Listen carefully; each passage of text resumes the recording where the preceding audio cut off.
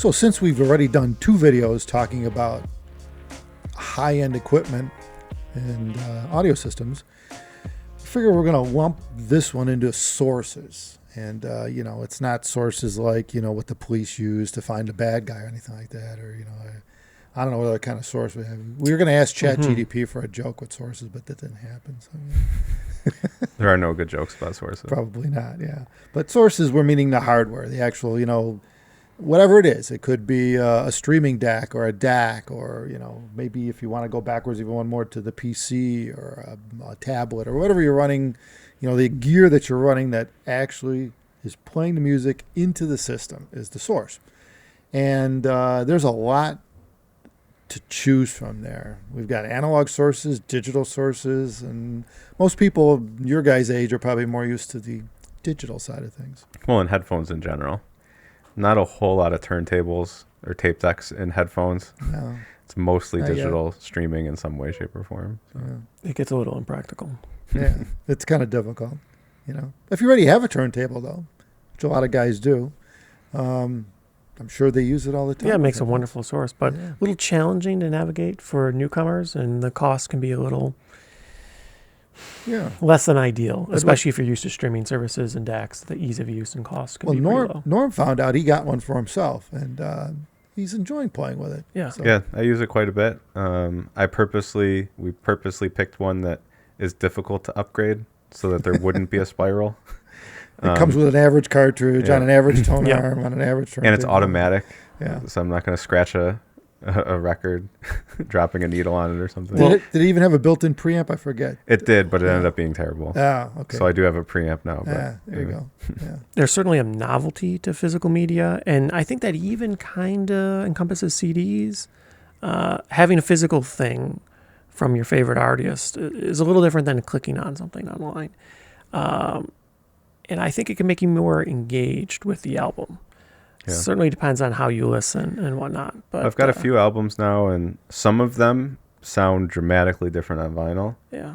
And some of them don't really sound much different, and some of them actually sound worse. So it's really interesting that the diversity there. And then you have to go down a whole rabbit hole every time you want to get an album. What's the best pressing? What's the best release? Yeah. And et cetera, et cetera, et cetera. So there's a lot that goes into it for that. Of course, on new music, that's not the issue, right? I mean, I'm not it still too is. good at comparing a new CD to a new album. I'm used to having stuff from the 60s, 70s, 80s, for albums. So those comparisons are probably the opposite with digital. The digital varies wildly, and the album is the album because it was recorded back then, right? It hasn't really shifted. Like you can buy a record and it's just like, well, I just like that album, so I'm going to buy it. And you don't really do any other thought for it. It might sound way worse than whatever you're used to. Yeah.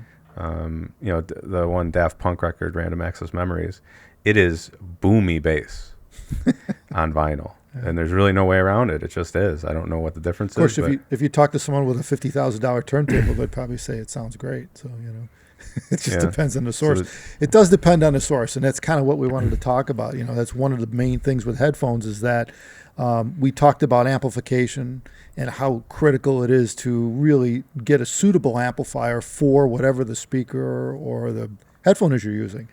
And it's got to have enough power for it, or maybe it doesn't need a lot of power if you're dealing with a very efficient headphone. So there's factors involved with choosing electronics. But once you get that honed in, and you get to a place where the amplifier matches the speaker or the headphone, now the source becomes the critical component because it's the source. It's deciding what the music actually sounds like, and also how you interface to it. So you've got an emotional side of this that's a subjective side going, well, is this a pain in the ass to play every track? Kind of like some people look at vinyl, right?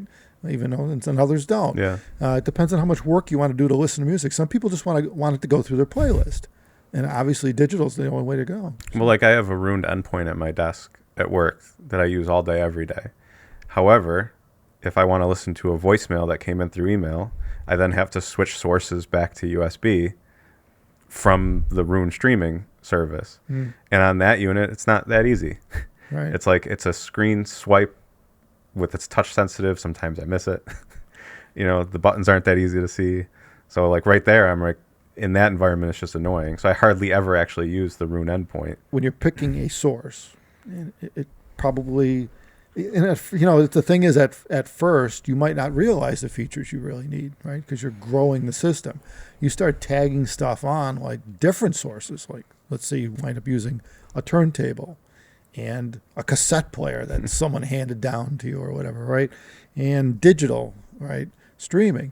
Now you've got to combine three sources and into some sort of cohesive system that's easier to use than just, like you said, swapping cables all the time. Yeah, like that's a pain. Like the turntable has me basically tied to the DAC I'm using, because it's one of the only DACs that exists that takes an analog in and doesn't touch it. Yeah, that's rare.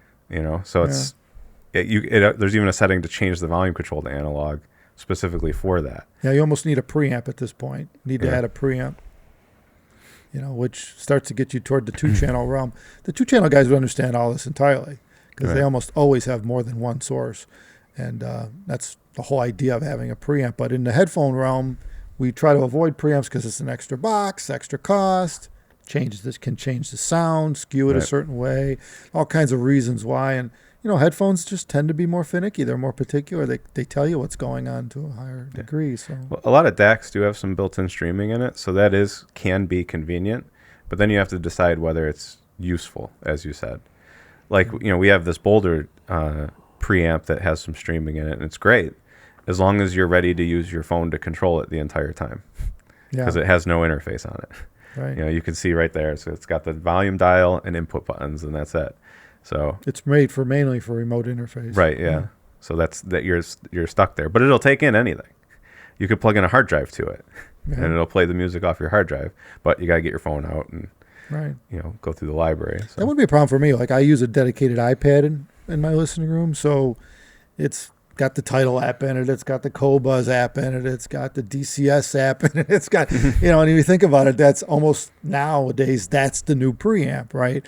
It's assuming that it's connecting to something that can handle all those different sources. But in this case, it's not really sources. It's digital music sources, which is kind of crazy when you think about it nowadays. You've got local files to deal with. And, I mean, what do you play at home? Do you have local files you run off a hard drive off the computer or what? Yeah, 20 years ago. But for the most part, I entirely do streaming now. It's just not even comparable in the convenience. Yeah, right. I found the library management to be too much of a burden. It always ends up that you don't have the new thing and it's formatted wrong, or it's missing album art, or the tags are wrong. And streaming pretty much solves that. And I think one of the biggest benefits is you get the ability to transfer whatever you're listening to any other rig, and it's seamless. So if you go in the car, if you're at home or whatever, you always have the same thing. So it's a huge convenience factor. Yeah, especially like Tidal and Qobuz and that, where they start creating playlists for you, so it kind of tracks what you like. Yep. That's really kind of nice. I don't know what happened, but the other night I was listening to my 2-channel system, and I don't know. I'm not sure what occurred, but I suddenly found myself in Tidal on the iPad, and it had a playlist that was like older to me, but all my favorites, like literally, like if I picked everything I really, really love to listen to, it was there. And I don't get it, because my playlist has been screwed up for a long time now, because we use our playlist at the shows too. So people come in, they try to have tracks in your playlist skew, I don't know what happened. I don't know about what happened with his iPad, but suddenly I found myself listening for like 2 hours to my 2-channel system, because it was all my favorite stuff. So in fact, I got to remember to go and like somehow figure out how to make a copy of this playlist. I don't know. Can you do that? Yeah, it was probably like My Mix 3 or something. Tidal does the My Mixes. Yeah. And it seems like one of them is always like, you haven't listened to this in a while, but you used to listen a lot. Yeah. It's like it knew what I would pick if I was picking song by song by song. Right. It was the perfect stuff. And anyway, in fact, I probably should share that with our viewers too. It probably wouldn't be a bad idea. Now we're talking about playlists. We should probably make our playlist, somehow figure out a way to share our playlist, because I think it's interesting. I mean, it won't be for everybody, but I think people would be interested in knowing what we listen to, so we got to remember to do that. Now, even though DACs can have streaming, like we said, sometimes the interface is a little wonky, but they do make dedicated streamers that are quite robust and quite expensive. Some of them in the $20,000 range, and all they do is stream. So what are those devices like? Like why are we getting into $20,000 streamers these days? In my experience, has been it's the quality, as always, the quality of the digital analog conversion, and the prices tends to be commensurate with that almost. But at that point, isn't it just a DAC too? It is a DAC. Well, yeah, and it could be used. It absolutely can be used as a DAC, but it has optimized firmware that's made to stream well and sound good at streaming. Yeah. It's kind of like some cars. You walk into a car, and I mean, a car's a shitty analogy because the sound in cars are shitty usually, but shittier than like this stuff. But they've come up a long way. In the last few years or so, last 5-6 years, it's refinement. You reach. You're just going toward refinement. Better power supplies, better D-Day conversion, kind of similar to what you find in a DAC. So yeah, you're paying for the DAC. When you step up. It just seems like if you already have a DAC set up, then you don't need it. Those things are probably don't really make sense. Yeah. You just want a really good digital to digital experience at that point. Well, in that case, you could get strictly just a streaming unit. And they have those too. Sure. They always seem to add something. The Hollow Audio Red is one. It's the one on the right there. I hear about that a lot. People love that device. But it's essentially a DDC as well. So it's not, again, you're not just getting a streamer, you're also paying for it to do something else too. Right. So it's pretty hard to get all the way down to just a streamer. I mean, in the higher end of things, separates were always king. And in some respects it makes sense to some people, and others they'd rather have one box solution like this, like the Boulder, where it just kind of does everything. And it depends on the individual, but with separates, it does allow you to break out each component. So you choose the DA you want. You like that DA. It works well with your amp, works well with your speakers, works well with your headphones. Now, find a digital source like a streamer. That does really negate a lot of variability, right? Because your system's in place. Your digital and analog components are in place. You love them. They work well together. So really, the streaming side of it is easier, if you ask me, because it's just a digital source. They could still be noisy. I mean, like we wanted to talk about transports too as a digital source, right? It's the same deal. Back in the day when people played CDs, primarily because that's there was no streaming back in the day, right? The transports can make a huge difference, and people would say, "Well, it's just spinning a disc and putting out digital." Yeah, but when you have everything else optimized, even that end of it, that just spinning the disc, can be a variable. Not as much a degree as the DAC or the amps are, but still quite noticeable when you're accustomed to your system. Yeah, in the digital, like the power delivery is so critical. The power delivery and the clock seems to be the really two things that, Noise or factors gets into the DA conversion process. Well, transports, if you're using it as a transport, that's one thing. But I do see a lot of, like one of the most, hobbyist loved CD players is the original PlayStation. Yeah. Is being used as a CD player. Yeah, right. And it's a specific spec. You need a specific model number, and this is the one everyone says it sounds great. It's got a Sony DAC in it. It spits out analog out the back. Yeah. And it's the Sony DAC that everyone actually really loves. They just don't realize that that's the sound that they like. Yeah, I mean, Sony's pretty good at making products. Especially back then. A long time. Even better at it then. So. Yeah. Hell, anyone remember the Sony Walkman? And then they came out with a portable CD player. The Discman? Yeah, the Discman. Yeah, I forgot about that. That's the name of it. Yeah, Discman. Yeah. You had a few of those, right? Yeah, I used to plug them into the car. Yeah. They were difficult because you hit a bump and the disc would skip, Yeah. It's interesting because I do see a lot of people saying that even just dedicated streamers that don't have an analog out, they're talking about their sound, like that they have a sound to them. And that one seems tough. That one seems really specific because not that many people, I think, have a system that's dialed in well enough to have a specific sound from their streamer. Because they don't have EQ, they don't have anything. They should just be delivering a transparent. From strictly a streamer, yeah. But I hear it a lot. I think what you'll notice is subtle differences in resolution when you start getting into just like a transport or just a streamer.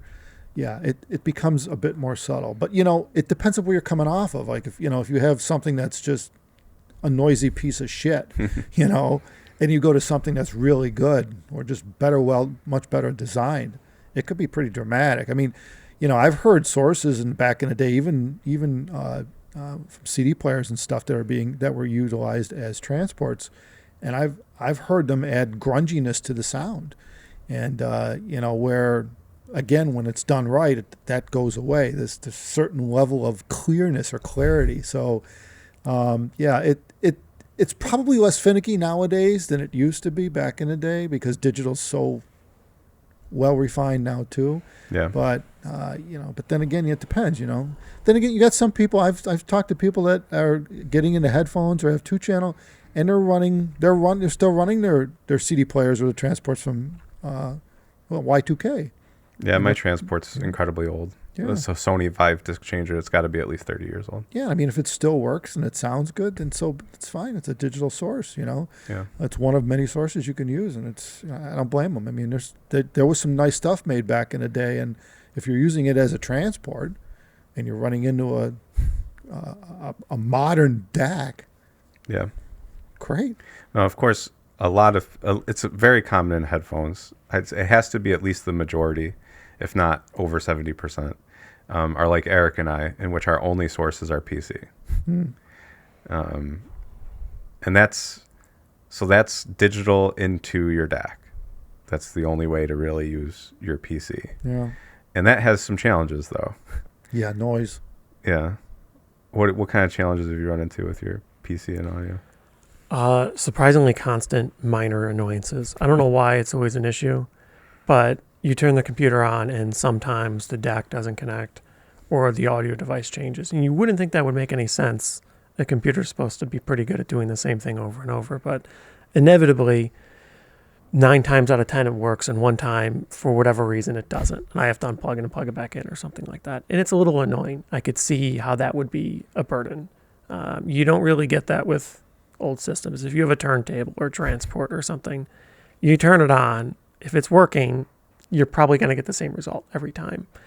And beyond that, I haven't really had any issues on this computer, but plenty of computers you get popping, buzzing, all kinds of weird things. Sometimes you hear humming in the background with like the clock of the CPU and stuff. So it'll change with the frame rate if you're playing a game. And I actually heard on Jason's computer, he used to have a amplified, it was like I think a blue microphone, and we would play games and stream audio to each other with Discord, and you would hear his frame rate through his microphone through Discord over the internet because there was like this like motorcycle buzzing sound or something, and sometimes you hear stuff like this in your headphones, in your audio.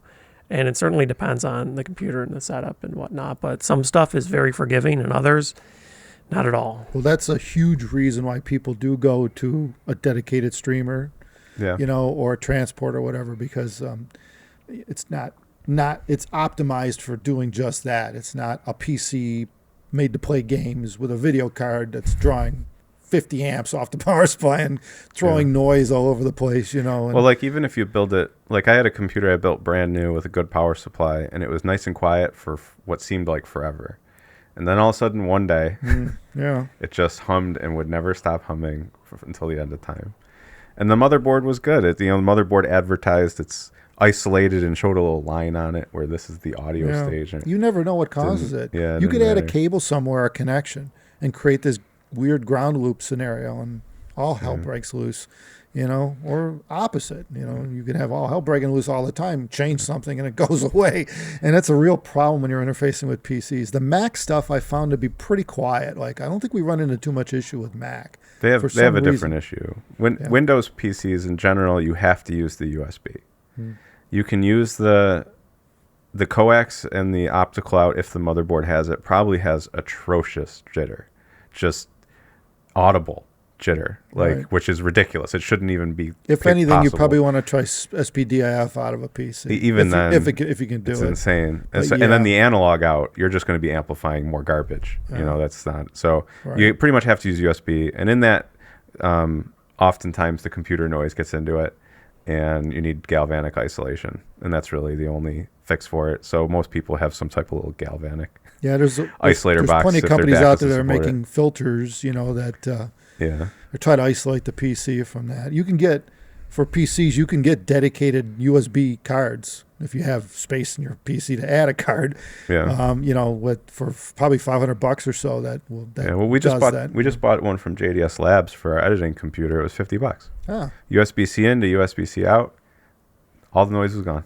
Really? But instant. Cool. So I didn't even know you got it's a little 3D printed case. Yeah. And there you go. So there are solutions out there that are more cost effective. And if you're, I'm not saying that will make every computer sound better. Yeah, right. But it will fix an issue. Every noise issue is a different issue. I found, some things get repaired easy with these fixed filters, and others they require 3 filters to fix it. The Macs generally don't have those issues, but the problem Macs have is that all the audio goes through the Mac audio interface. So no matter what, like almost nothing is really lossless without some third-party app or something. And even then, like they tend to have limitations, like you have to manually set the sample rate of your DAC to match the sample rate of your song or something. So not as much of a problem nowadays. I know it used to be. It still is for sure. Yeah. I don't know. An iPad is a better source than a Mac. Right. It really is. Yeah. Which is probably why I'm using one at home. But in general, computers tend to be the hardest thing for me to use to play music with. It's difficult. I get it if you're multi-purposing or multitasking. Oh yeah, the convenience of it is undeniable. Yeah. Because you're just sitting there with your keyboard and mouse, you move nothing, even when there's an issue. Yeah.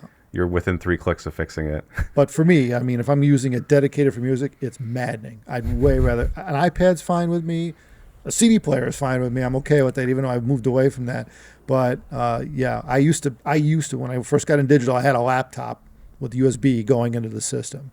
And, so at some point I wound up needing a long USB cable because I want to use, if I'm got a laptop, I might as well do work while I'm listening to music. So, which isn't always the thing you want to do. So the laptop's on my lap and I got a 6-foot, 9-foot USB cable going to the DAC, right? And again, kind of a hassle because you move the laptop around, your cable falls out, you're pulling the USB cable out, blah, blah, blah, I've never found it to be a good time to hardwire a laptop to the system and enjoy music. It just never, not a way to go. It's frustrating. So I'll save everybody the time right now. Don't do that. If you want to try something, that's great. But ultimately, you want either a wireless solution through an iPad or some tablet, or remote. Have the tablet or whatever you're using, just remotely control the device. It's just so much easier. I'm the exact opposite. Yeah. I can't handle it. Having an iPad to control my thing while I'm also no. Yeah. I wouldn't want a separate device. No. If you're just listening to music, no question about it. iPad's fantastic. Yeah. They're quite affordable, very reliable. We have very few issues. And you can get all the apps for and you could just have it sitting there and it'll just play whatever streaming service you want. If you even want to do local music, a little bit more fiddle then. But it's a really great solution if you just want to play music. Yeah. Beyond that, if you're doing other things. Yeah, if you have a dedicated listening station and that's literally the only thing you're doing, an iPad's fantastic. iPad's good too because even if one day you feel you want to upgrade your streamer quality, any streamer you buy probably can be controlled by the iPad anyways. Yeah. So you're just going to fold a new device into your existing Well, let's just say if it can't be controlled by the iPad, you probably shouldn't buy that streamer. It's missing functionality big time. And you usually really want that. The app you have on the iPad is a better app, better interface than you will get with pretty much every streamer anyways. Yeah. They're usually proven and robust and reliable. Yep. And, of course, it's distributed in super high volume. So pretty much you plug it in and it works. It's going to do what you expect, which is nice because I find that doesn't always happen with streaming and digital audio and PCs. Sometimes you get a very mixed experience. Yeah, the Apple App Store is a great equalizer. Yeah. Everything just has to be good, otherwise it won't survive on there. So, yeah, but on Windows computer, it's like, okay, well, I want to listen to Tidal. Okay, well, I can't use the browser. The Tidal app has some issues, so I have to use Roon with Tidal in order to get it. But I mean, it's nice I have those options, but it isn't just It's very fiddly compared to plugging an iPad in and you're off. I could see the old school guys watching this right now going, this is why I never got into digital. I prefer to just, for sure. I prefer to just play an album or a CD, literally, and just, I'm good with that. Then get an iPad. And I get it. Download an app. I get it. Yeah. The thing I like about the PC for music specifically is the insanely simple ability to oversample to high levels, which is what the chord stuff does. That's kind of their thing, right? Because chord DACs are all like 1 bit or whatever. 700 some so they need megahertz. I don't know what they need to have these like crazy. Kilohertz, sorry, they have to have these crazy oversample rates. Well, it's like you can do that with a PC, not for 10 grand, with some software, right? And you can tweak it and customize it yourself with drop downs that are very easy to do. So that, I think that's one thing that the PC does offer, is that almost infinite flexibility in controlling the source. If you can deal with the noise, as long as the noise ain't an issue. Well, the noise isn't always an issue, which I would say is almost worse, because the systems are incredibly flexible and incredibly variable. Sometimes you have big issues with noise, software issues, or whatever it is, but you almost always have to tweak it to get what you want. So if you're the kind of person that's willing and able to fiddle with it and you want to spend time with it, you could get awesome value. You could have it do almost anything you want. But if you just want to plug it in and go, I wouldn't expect it out of a PC. Well, now for those who have the hardware, actually, well, not hardware, but have their software on CD, or even have transposed those to files, there is the thing we haven't brought up, which is a NAS or a local storage in the home somewhere. Either it's on a computer or a NAS driver. Yeah, that's my setup. And I mean, I've got that too at home, and I've used that for a number of years. And, there are Roon's probably good at dealing with that, right? Because it interfaces to everything. Yeah, Roon, right now the winners, hands down, no one even close, is Roon and Plex. But you dump the library in, it's just perfect. All album art, every CD is, categorized well. It does the suggest the next song thing that the streaming services does with your own Roon is library. worth it. It makes it easy. If you have multiple digital sources, it's way worth it. Yeah, and you can make playlists with your original CDs and with Tidal or Qobuz tracks in the same playlist. Yeah, cool. And stuff like that. I haven't got into it as deep as you have. The only downside to it is the mobile app for when you take it away from your house is still sketchy. They still haven't sorted it out. It's called Roon Arc. Yeah. And it's an aggressive app that can be inconsistent. So it tries to remotely play like in your car or something like that? You can use it just like your Tidal app in your car. So you can bring your Roon with you anywhere you go. And you think, oh, well, that's really great. Until you realize, like, it has a tendency to, like, take over all the audio on the phone. Oh, right. And stuff like that. And which is good for music, but not great, like, if you use your phone. If you're trying to do anything else. Yeah, right. So it's still a phone. Yeah. It's a phone. So it can be a little sketchy. But, yeah, the only, at the really high end of streamers, and I guess this was also a DAC too, that Rachna Wave Dream reference signature that we had. The Qobuz Connect on that sounded so good compared to even the Tidal on it that we had, and the Roon. I made a Roon endpoint and played it. It sounds from good here. on the DCS too. Yeah, the Qobuz really specifically. Good. Yeah, totally. And you had mentioned that like some of these seem like they're built for a thing. That thing had to have been built for Qobuz because man, did it sound different. Yeah, I think all the high-end decks with whatever they're doing with Connect, I think it's just the way to go. I think Tidal and Qobuz have that now, and and for those not familiar, it basically takes the stream. It's not coming from the iPad you're holding anymore. The iPad's just a remote control. The stream is being streamed by the DAC. Right. So the DAC's just directly taking it off the network, and there's no conversion. It's not going through Apple Play or any of that crap. And a lot of times you don't even know that's happening, but it is with a lot of stuff. It just Apple Play is just taking over because it's a freaking Mac. It looks like when you're using your iPad, it feels like you're still just streaming from the iPad, but really you're just controlling the streaming device. So. Yeah. But that made me think that some of these really high-end streamers, there might actually be something there with it when it's not even just a DAC, because it sounded different internal to that. So they had filters specific for services too.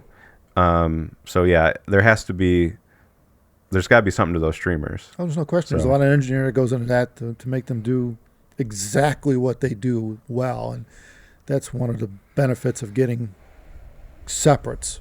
you'd hope that the engineering involved really honed in on what this box does, versus trying to make it all in one, where it's kind of doing everything okay, versus having the separate. So yeah, it's usually why people prefer at the higher end to go that way.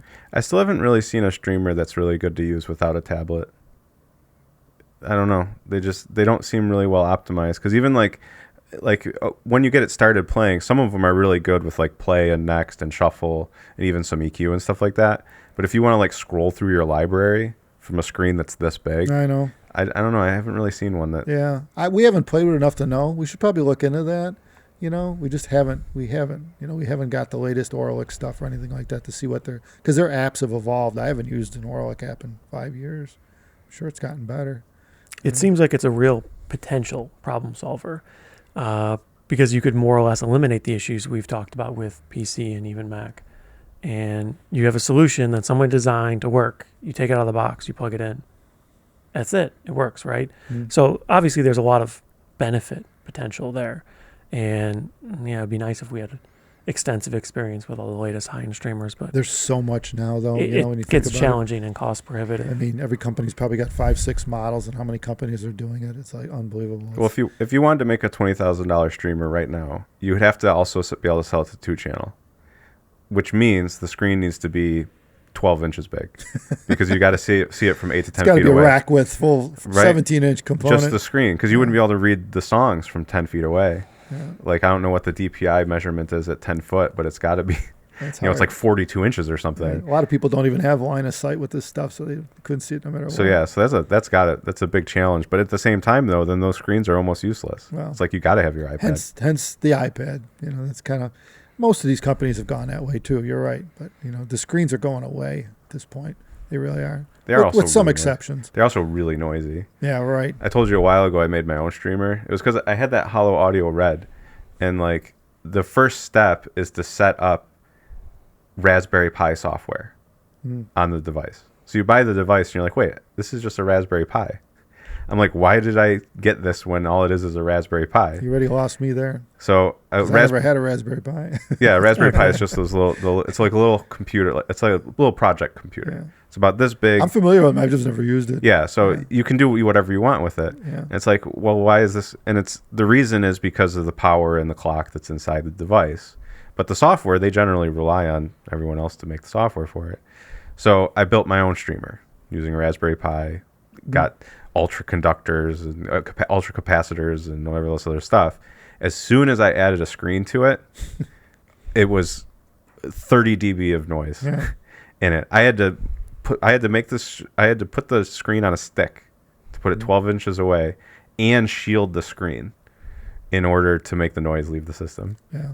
So it's like, I can't even imagine what it'd be like to take like that MyTech unit's probably one of the biggest screens of that ever solo in the middle. Yeah, that's what you actually see with most equipment manufacturers. There's the trade-off. Yeah. How big is the screen versus how much noise do we have to deal with, and keeping it out of the audio. And some of these devices actually have on-off switches for the display, so you could just literally turn the power off to the screen. Well, that Eversolo, like some of their products are only like $700 or $800, and I've heard them, and there's like no noise. And the screens are gigantic on them. They're like 7-inch screens or something like that. So just that in of itself is a feat for that price. But well, there's probably noise, but they figured out a way to filter it out enough where it's not audible. But then you're also probably losing resolution too. So I mean, if you compared that, there's filtering going on. Bottom line, and anyone knows what filters sound like. Filters filter. That's what they do. That's true. They tend not to add. They tend to take away. So and they don't always take away the bad stuff. They take away some of the good stuff too. You can in AC it's the same thing. Your power supplies, people have dealt with that. You want to put a Corcom or some sort of filter on the inlet of the back of these units to keep noise out, but also keep noise from inside leaving too, and it's a two-way street. And especially with digital, the internals in the devices are very noisy, and they throw noise out. They try to dump it through line. They try to dump it out they want to dump it to earth ground. Where else are you going to put it, right? From an engineering standpoint. Yeah, well, that's how I beat it. Yeah. I shielded it and grounded the shielding. Yeah. And that was it. I mean, you got to basically start playing with tinfoil at that point. It becomes a science experiment. You know, might work, it might not. But yeah, anyway, bottom line is that, you know, there are gobs of sources out there nowadays to try.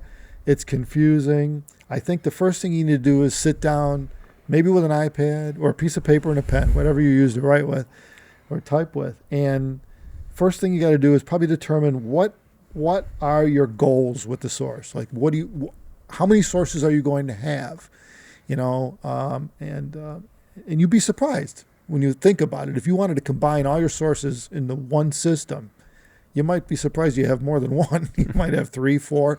So, you know, you got to look at that as the overall, okay, how do I connect all these so that it's easy for me to use without having to change cables or whatever it is, or unplug things all the time, which is a real pain in the ass. Yeah, like if all you use is Tidal, you better get something with Tidal Connect. Yeah. Because you're just going to be losing out on a feature that you could be using that you already pay for. Yeah, you're probably going to want a DAC that has built-in streaming and has Tidal Connect, you know, and you might pay a little more for that, but in the long run, you're going to probably have the thing for 10 plus years. Why drive yourself nuts with something that's half-assed? You know, might as well just do it right up front and get it over with. So, and I'm talking from experience because I'm sure you and me both have done things half-assed for quite a while now, and it's just like it's a constant, like, it's not worth it. You're going there to enjoy your music, right? You just want to. Most people have very little spare time in their days nowadays, now in this day and age, you know, and you just want to sit down and you want it to work. You just want to chill. Like to me, the worst thing is coming into my room and the damn thing isn't playing. I mean, WTF at that point, right? I just wanted to listen to music, and a lot of times you're not in the mood for fixing something. I'm like, I've been working all day, whatever you've been doing, right? You wanted to play music, it doesn't work. You walk away. That's what happens. You're going to walk away. I didn't come here to fix something. And if that happens enough, you basically are completely turned off listening to music, using your system. It's just a big turn off. That happened to me with my transport player. I actually don't use it as a transport anymore, because anytime there was a power loss, I unplugged it by accident, anything, I had to get a tube TV out and plug it in to change the setting in the device. And I'm like, I'm not doing that. So one day I was like, I just plugged in the analog out of the CD player, and I'm like, if this sounds good, I'm just going to use this. I'm like, been there. It sounds good. Yeah, good enough. I guess I'm using this. Yeah, I know. So. I know the feeling. I know how many times it's been where I couldn't play something. You know, the damn PC, the Mac wasn't finding NAS drives. It's like, now what happened to NAS drive? What, an update occurred somewhere and it doesn't see it anymore, right? Just stupid shit like that, which is, you know, why people still like CDs and records. Because, again, they're pretty idiot-proof. Doesn't require any software. It just plays analog and simple digital. But, if you're doing network stuff, learn how DHCP reservations work. You got to learn a few things. Because that'll drive you nuts every time you turn something on. It's got a new IP. Yeah, either that or just become good friends with the Best Buy guys, you know. What do they call those vans that drive around? Geek Squad. Yeah. You'll need a geek. You'll need them on call 24/7. You know. On that note, everybody, thank you very much for watching our blabber on this one. Hope you enjoy your systems. Take care.